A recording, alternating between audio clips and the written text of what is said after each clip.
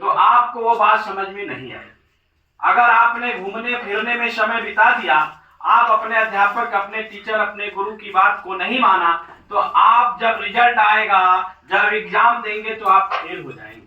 उस दिन आप पछताएंगे कि अगर हम अपने गुरु की बात मान लिए होते तो आज अगर हम पढ़ाई किए होते तो सफल हो गए होते। माँ बाप की बात अगर बच्चा घर परिवार में नहीं मानता है, अपने मन की, देखिए खेलने कूदने में समय हमारा आपका ज्यादा मन लगता है। जब बच्चा खेलने कूदने में मस्त रहता है तो माँ बाप समझाते बताते हैं, उस समय बच्चा सोचता है कि अरे चलो खेलने चले, माँ बाप तो ऐसे ही डांट रहे। लेकिन माँ बाप हमारे हित के लिए बताते हैं, हमारे हित के लिए समझाते बताते हैं। इसलिए नौजवान भाइयों, यही बात आज आपके बीच में, देखिए मथुरा से चल करके ये बाबा जी का आगमन आपके बीच में हुआ है।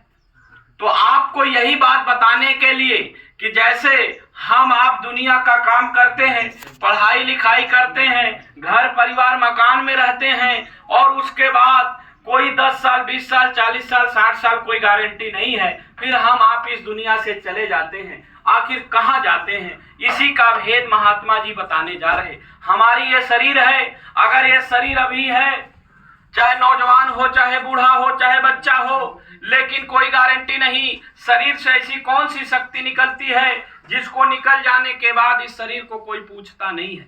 इसी शरीर को कोई स्पर्श करता है तो बिना स्नान किए घर में नहीं जाता है, तो हम कहते हैं आत्मा।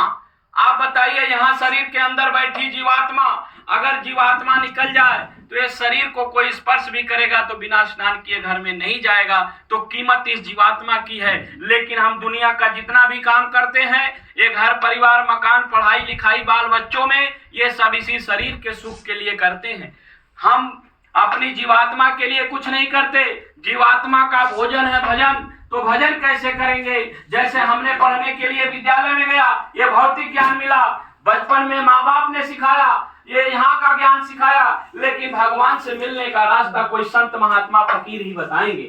जब महात्मा मिलते हैं, जैसे माँ बाप के 4 बच्चे हैं तो चारों बच्चों से प्रेम करते हैं। आपके गुरुजी यहाँ बैठे हुए हैं, अगर ये आपके टीचर हैं, पढ़ा रहे हैं, तो आप सारे लोग बैठे हो तो सबको एक समान शिक्षा देंगे, सबको एक समान प्यार करेंगे। ऐसा नहीं होगा किसी बच्चे को ज्यादा शिक्षा दें और किसी बच्चे को कम शिक्षा दें। वैसे संत महात्मा फकीर होते हैं, वो हम सब जीवों के लिए होते हैं। जैसे आप सब लोग हो वैसे हम लोग भी हैं।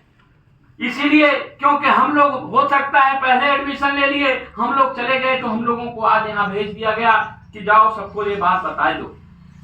जैसे बच्चा गलत रास्ते पे जब जाता है तो माँ बाप बराबर समझाते हैं कि बेटा इस रास्ते चलोगे तो तुम्हारा कल्याण हो जाएगा।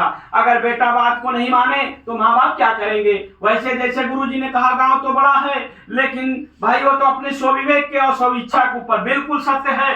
देखिए, जब तक आपको नहीं समझ में आएगा, हम लाख बताएं उसका कोई मोल नहीं है। हमें खुद समझ में आना चाहिए। तो ऐसे महात्मा आए हुए हैं, ऐसे गुरुजी आए हुए हैं, हम तो निवेदन करेंगे कि आप लोग भी अगर समय मिल जाए, कोई परेशानी ना हो, तो 11 साढ़े 11 बजे के करीब वहां आकर के बैठ के 2 घंटा महात्मा की बात सुन लीजिएगा, समझ लीजिएगा।